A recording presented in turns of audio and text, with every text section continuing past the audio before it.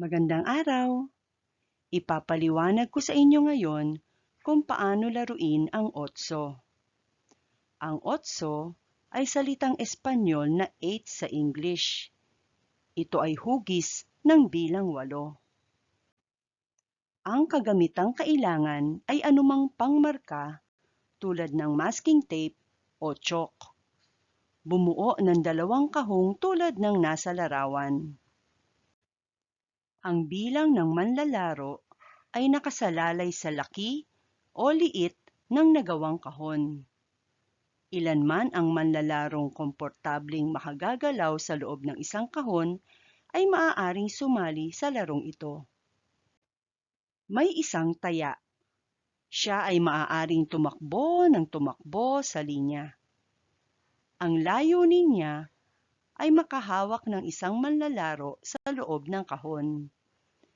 Hindi siya pwedeng pumasok sa loob ng kahon.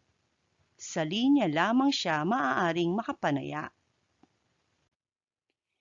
Hindi pwedeng lumabas ng hugis otso ang mga manlalaro. Sila ay maaaring tumakbo at magpalipat-lipat sa loob ng 2 kahon upang makaiwas na mataya.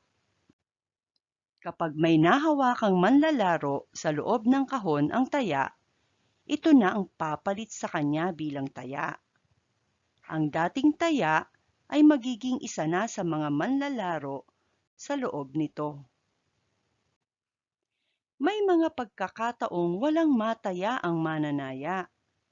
Tatakbo lamang siya ng tatakbo sa linya upang magpalipat-lipat ang mga manlalaro.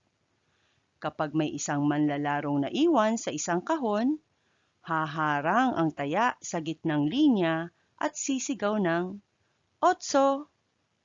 Ang naiwang manlalaro roon ang papalit sa kanya bilang taya.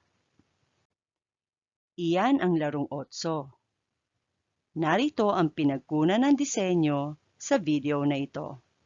Salamat!